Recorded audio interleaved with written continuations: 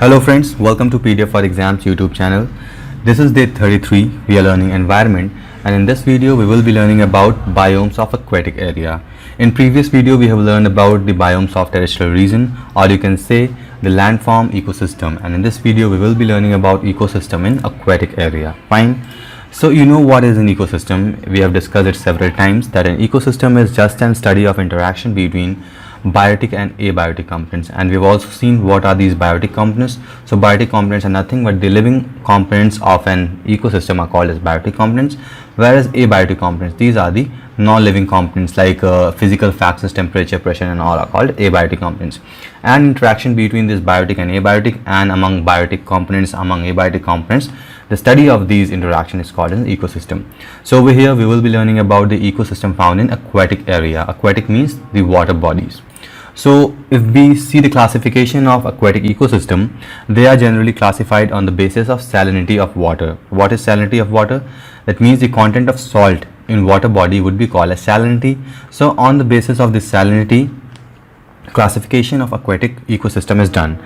So we have specifically three types of ecosystem on the basis of salinity.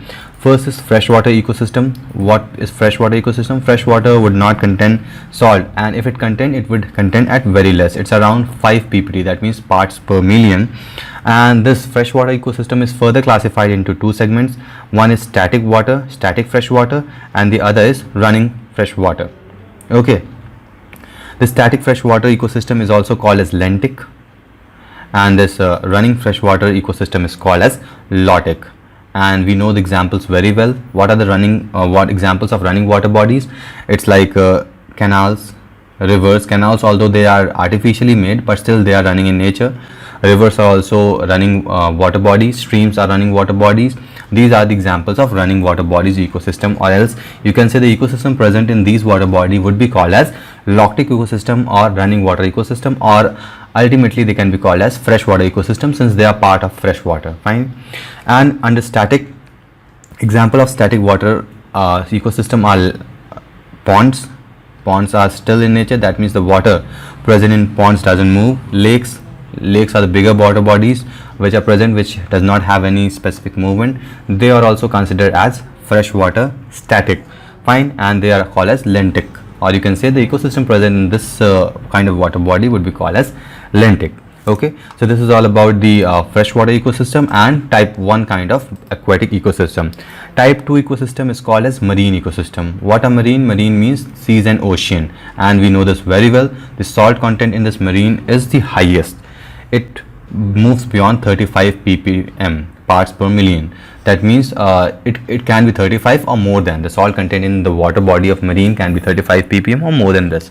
In case of freshwater, it was less than 5 ppm. We have already seen that, and we know very well there are several oceans and seas present on the planet. And apart from this, there is a third kind of ecosystem that is called an brackish ecosystem. This brackish ecosystem, the salt content of this kind of ecosystem lies between the freshwater ecosystem and marine water ecosystem. So it lies between 5 to 35 ppm. This is the salt content of brackish water ecosystem. Okay, an example of this brackish water ecosystem are estuaries, salt marshes, mangroves, swamps. So these are examples of brackish water system. We'll see them in detail in further video. So we'll just start with the factors affecting or factors limiting the productivity of aquatic habitat. So what is the aquatic habitat? Habitat means the area where the organisms or the animals lives or the plants lives. Habitat is nothing but house. For example, if you are living in your house, that would be called your habitat. Fishes live in water body, then the water body is called as a habitat of that fish. So there can be many places of habitats for different kind of organism. Okay.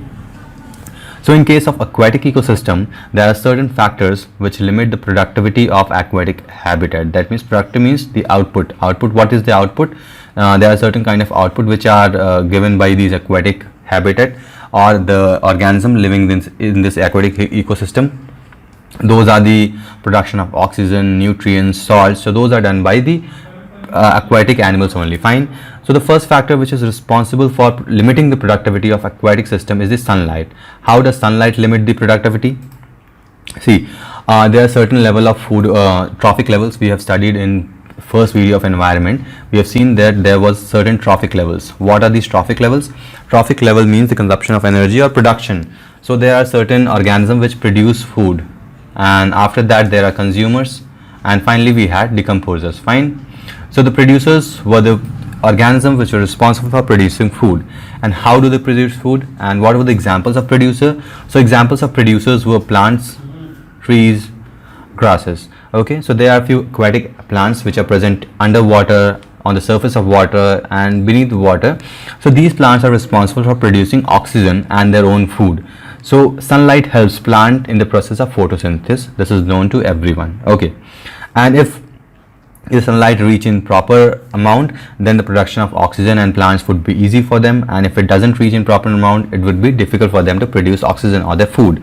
And if we see the certain characteristic of sunlight, then the sunlight penetration diminishes as it passes down the column of water. That means if we consider this is a water body, okay, fine, okay, and from here sunlight is coming. So as we move below the layer column of the water body, the penetration will decrease. That means less amount of sunlight would be able to reach as we move down.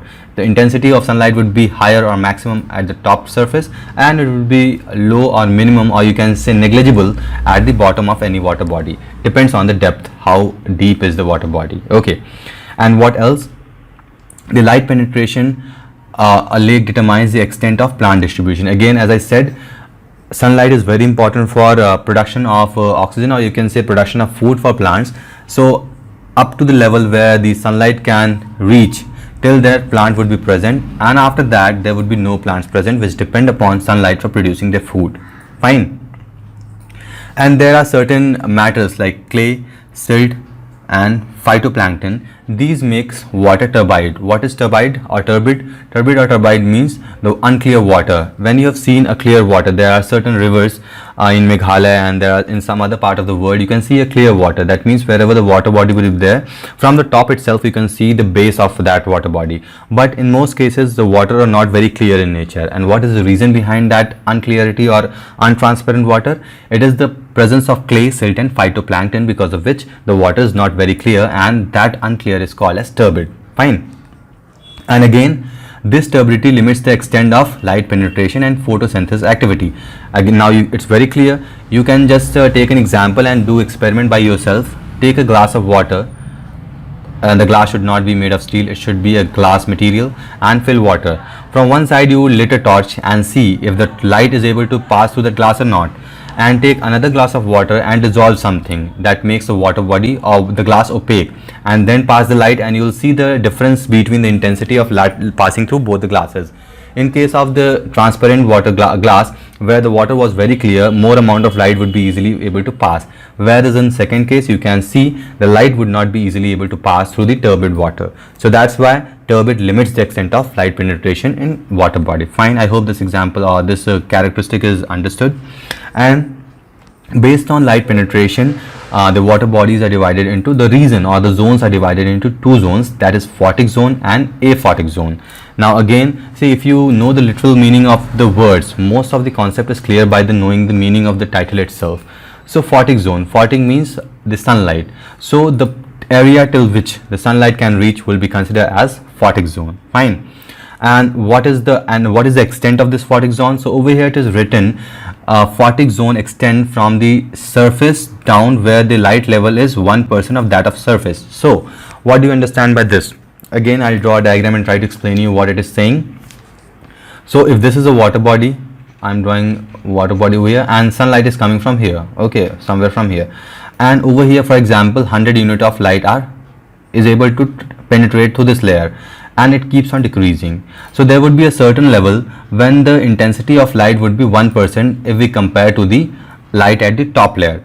So until this region, so this region would be called as photic zone, and the area below this photic zone would be considered as aphotic zone, or the zone where light cannot reach. Okay, and photosynthesis activity is confined in photosynthesis or photic zone. So this is very clear, you don't need any explanation for this, because photic zone is the region where light can easily penetrate, and if light would be there, the sunlight would be there, over there only photosynthesis activity can take place, because sunlight is the most important element for photosynthesis process. We know what happens in photosynthesis. These plants consumes carbon dioxide, sunlight to produce oxygen and their food in form of glucose. Okay.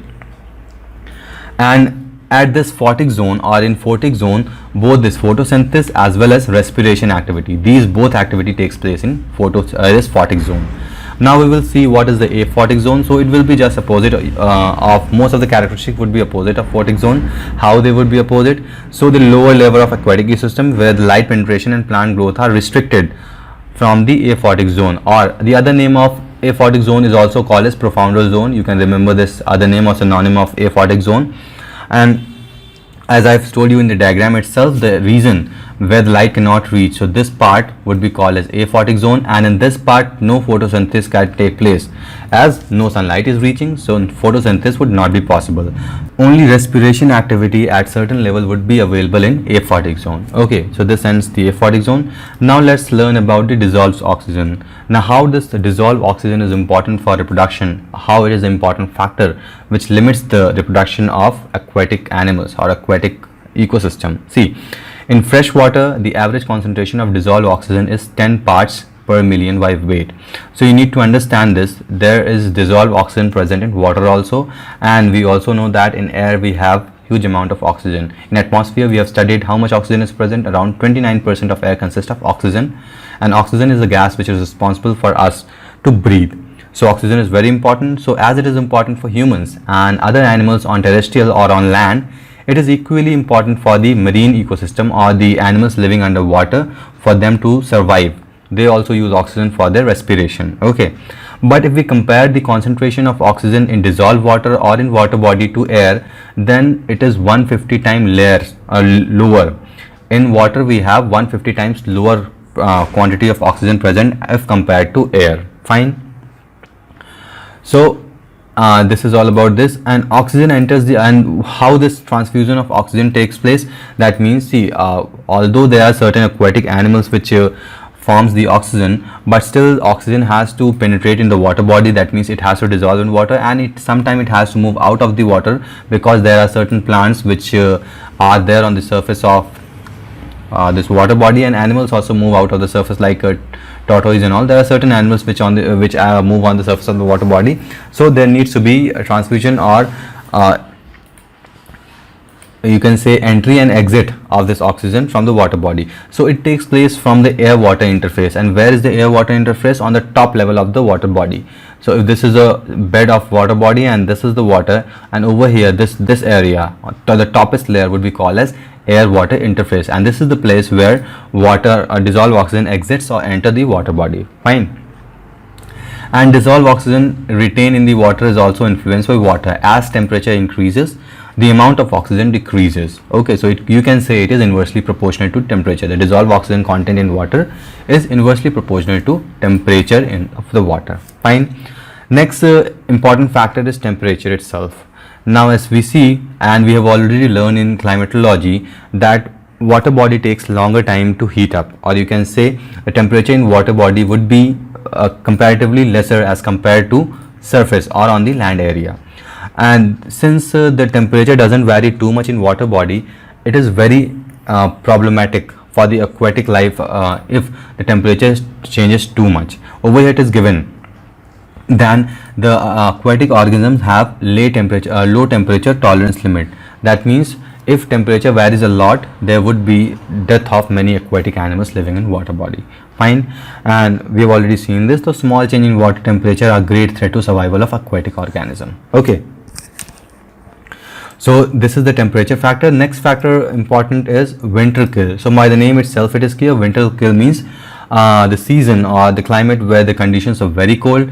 So over there what happens, the upper layer, the topmost layer of the water body freezes and it forms a ice cap, not ice cap actually, a layer of ice on the top of the water. For example, certain area in Russia, which Russia is the coldest place we know. In Russia there are several parts which are very cold in temperature, and several lakes, they just freeze up. That means the layer of the lakes freeze up. So because of this, the sunlight, it is not able to pass through this frozen layer, and because of that, many kind of plants, they are not able to perform their photosynthesis and they die, and along with this, many fish also die as they are not able to get their oxygen, which is very important for them to survive.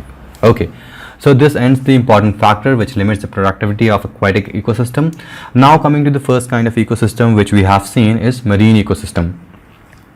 What is marine ecosystem? The ecosystem present in the seas and ocean are called as marine ecosystem, and we have seen many facts about this marine also, that 71% of Earth's surface is covered with water, or you can say water bodies available on the 71% of Earth, and out of this 71%, 97% of the planet's water is seas or ocean. So this is again a very significant fact and very important to you, and you should know how they're important.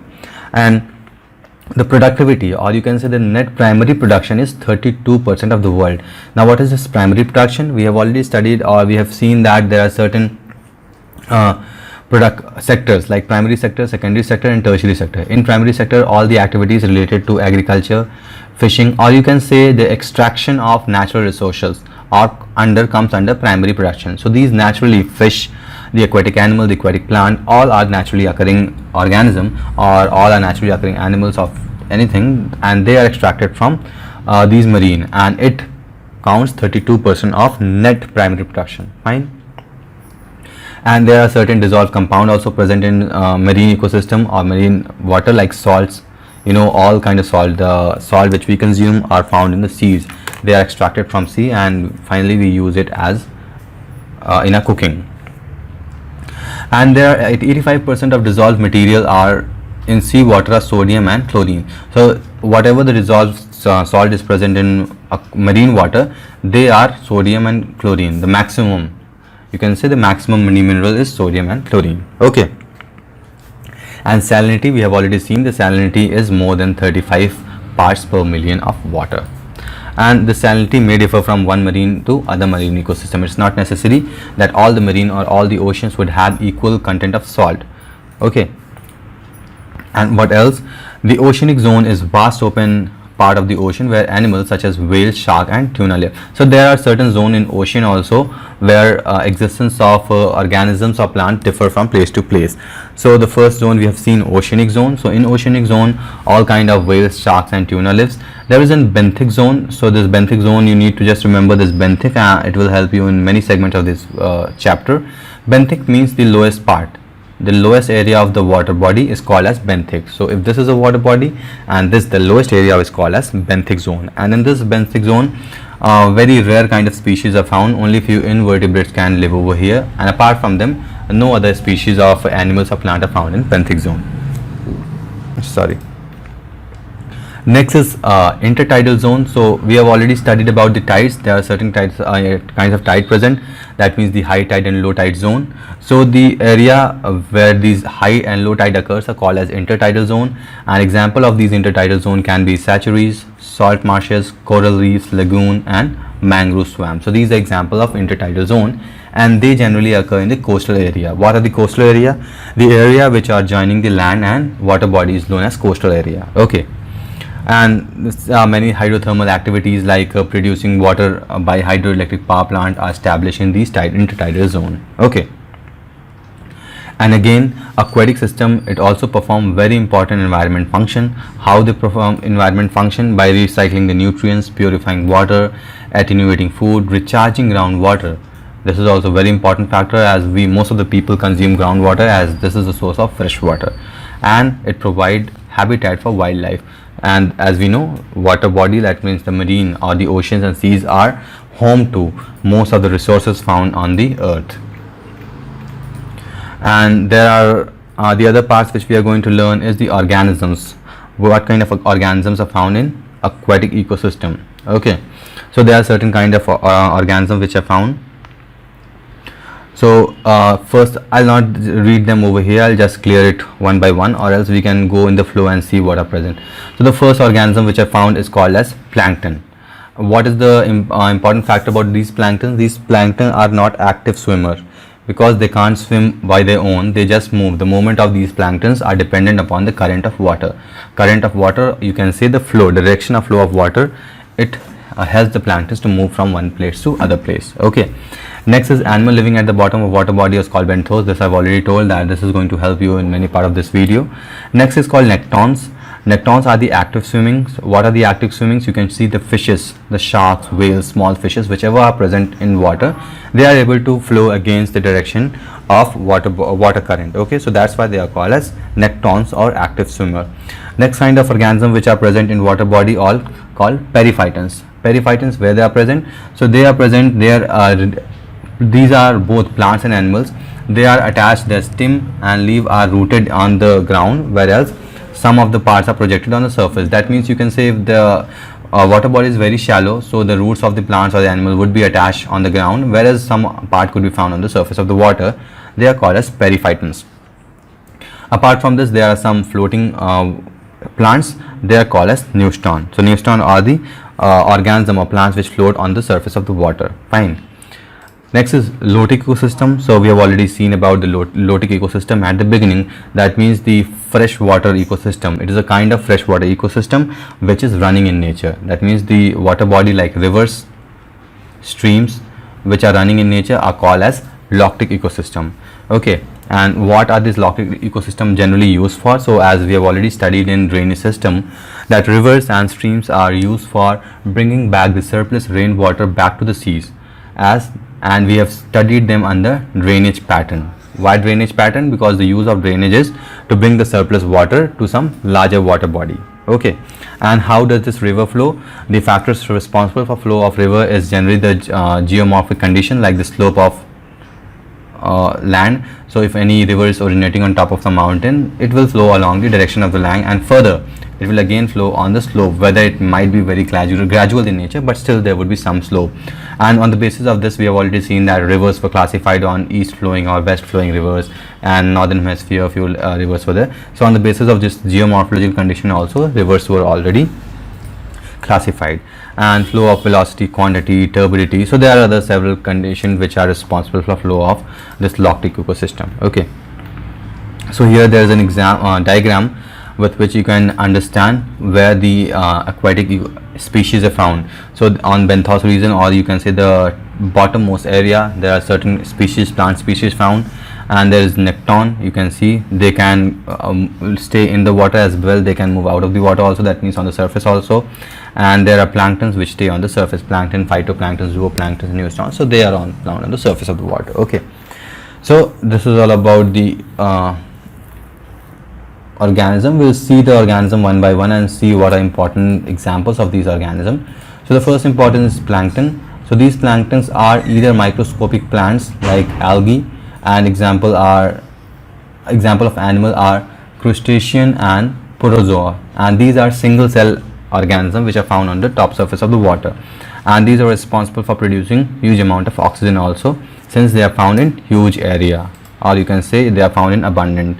Next is phytoplankton. So these phytoplanktons are nothing but the microscopic plant organisms that are living in aquatic environment, both salty and freshwater. So these phytoplankton can be found on salty water ecosystem as well as on freshwater ecosystem. Okay, and these phytoplanktons may be bacteria, protist, and single celled, not cell called over here, it's single celled plant. Okay, and as I said, these phytoplanktons are responsible for producing most amount of oxygen. So where it is given, produces more than 60% of oxygen produced from all plants. Okay, and next are the factors affecting phytoplankton's biodiversity. So these factors are almost same which we have studied at the beginning. So how they will be factor, or how they will be affecting the growth of these phytoplanktons, you can read them on, while we have already discussed at the beginning. So the concept would be same as they were at the beginning, how they are affecting the aquatic life. Okay, and salinity, we have already seen this, how the salinity is responsible. See, if the salt content differs from one area to another area, so the salt content also will influence the growth of all kind of primary production, or you can say the production of plants. Now grazing, zooplankton distribution, these are not very much important. Next, yes, phytoplankton, this plays a very important role in food web. We have already studied about the food web in last video. food web was nothing but the group of many food chains. There were several food chains. And what were food chains? Food chains were they dividing the animals or plants on the trophic level. So there were certain trophic levels. For example, if plants were the producer, they came at the first trophic level. Then the next level was the primary consumer, then secondary consumer, then tertiary consumer, then decomposer. So this was a food chain. I am just drawing in form of a pyramid. You can draw in form of chain also. For example, plants, then it will be consumed by herbivorous animal. Then these herbivores might be consumed by carnivorous animals, and these carnivorous animals may be consumed by decomposer on their death. And again, these decomposer in return form some kind of nutrients which are helpful for plants to grow. So it's make a complete change, and that's why they were called as food chain. And joining many food chains made a food web. So there is very important role of phytoplankton in food web as major producer of oxygen, as well as it is food to many animals also. Okay. Now, phytoplankton, the carbon cycle and climate change. What is this carbon cycle? Carbon cycle means how these carbons are produced and how they are consumed. So as I said, phytoplanktons are found on the surface of water. Mostly they are found on the surface of water. Either the water may be salty in nature or may be fresh water. So what happens? These phytoplankton consumes carbon dioxide for production of oxygen and their own food. And sometimes, since they are lying on the surface of water, these carbon contents moves inside the surface of water body, where they are further used by the other plants for production of food. And this continued the animals, and over here there are certain animals like fishes and all. They consume oxygen which are produced by these plants, and they release carbon dioxide which further moves beyond, or you can see moves upside or outside of the water body, and it continues cycling. So this is the carbon cycle of the aquatic plants. Okay, next is zooplants and seagrass. Seagrass is nothing but the algae, or else you can see organism which resembles a grass. They are called as seagrass, and they are found generally on the bed of the sea. Okay, so there are certain more organisms or animals which are found in water bodies. So what are these? These are seaweeds. Seaweeds and seaweeds are very important, as they are source of food for many animals, as well as humans also use seaweeds as medicinal purpose where they are used. So they are used to feed animals, fertilizers for plants, and seaweeds are also used for drugs. What kind of drugs? Goiter treatment, intestinal and stomach disorders. So this is very important for humans also, as well as the aquatic life. So that's all about today's video. I hope you've understood the biome of aquatic ecosystem. If you have any doubts regarding this video, you can ask me in the comment box. Thank you for watching. See you next video with new topic. Till then, goodbye.